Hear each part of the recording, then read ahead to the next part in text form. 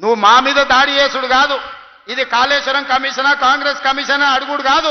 నీ పార్టీలో ఉన్న దయ్యాల గురించి నీ బిడ్డనే చెప్పింది కదా. ఆ దయ్యాలు కొద్ది దయ్యాలు ఎవడో తెలంగాణ ప్రజల్ని ఎట్లా పట్టి పీడిస్తుండ్రో ఇవాళ నీ బిడ్డ అడిగిన ప్రశ్నకు సమాధానం చెప్పమని బీఆర్ఎస్ నాయకులను అడుగుతున్నా. ఇప్పటి నుంచి అది దయ్యాల రాజ్య సమితి తప్ప అది భారత రాష్ట్ర సమితి కాదు, అది దయ్యాల పార్టీ అని మన కార్యకర్తలు ఊరూరాలు చెప్పాలి. ఎవడు కనిపించినా ఒకటే చెప్పారు, అరే దయ్యాలు వచ్చినాయి రా భయ అని. ఇంకా వాళ్ళని పేరు పెట్టి పిలువకారు, ఎక్కడ కూడా కనిపిస్తే చాలు దయ్యాలు వస్తున్నాయని ప్రజలకు చెప్పండి. ఎందుకంటే దయ్యాలతో ఉన్న ప్రమాదం తెలంగాణ ప్రజలకు తెలియాల్సిన అవసరం ఉన్నది.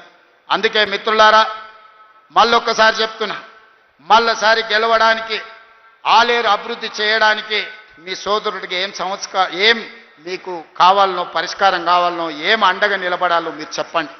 అన్ని పనులు చేసి పెట్టే బాధ్యత నాది. ఎందుకంటే ఆలేరులో ప్రజలు మంచోళ్ళు, కొంచెం నాయకులు అక్కడిక్కడ ఉన్నా మీ అభివృద్ధి చేసే బాధ్యత నాది. అమాయకుడైన బీర్ల ఐలయ్య ఈరోజు మీకు నాయకుడు ఉన్నాడు. ఆయన అడగలే పదవి, విప్పు పదవి నేను ఇచ్చిన పిలిచి. ఎందుకంటే బలహీన వర్గాల నుంచి నా వెనకాల కూర్చుంటే ఒక బీర్ల ఐలయ్య ఉండాలి, ఒక ఆది శ్రీనివాస్ ఉండాలి, ఒక అట్లూరి లక్ష్మణ్ ఉండాలి, ఒక రామచంద్ర నాయక్ ఉండాలి.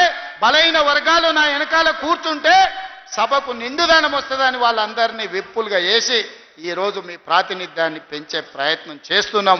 రాహుల్ గాంధీ గారి లక్ష్యం నెరవేర్చడమే నా బాధ్యత అని తెలియజేస్తూ, ఇంతసేపైనా ఓపిక ఉన్న మా సోదరులందరికీ నిండు మనసుతో ఆశీర్వదించడానికి ఇక్కడికి విచ్చేసిన ఆలేరు ప్రజలందరికీ కూడా మనస్ఫూర్తిగా అభినందనలు తెలియజేస్తున్నా. మీరందరూ అండగా నిలబడతారా? తెలంగాణ రాష్ట్రాన్ని పునర్నిర్మించుకుందామా? మీరందరు సిద్ధమేనా? మీరందరూ అండగా ఉంటారు కదా?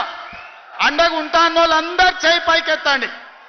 మా అక్కలు కూడా, అక్క కోటీశ్వరుని వచ్చేసారి 1 కోటి ఓట్లు రావాలంటే మా ఆడబిడ్డలే కోటీశ్వరులు అయ్యి నాకు అండగా నిలబడాలి. మీరందరూ ఆశీర్వదించడానికి చేయి పైకెత్తండి అని చెప్పి మా అక్కలందరికీ విజ్ఞప్తి చేస్తున్నా. జై కాంగ్రెస్.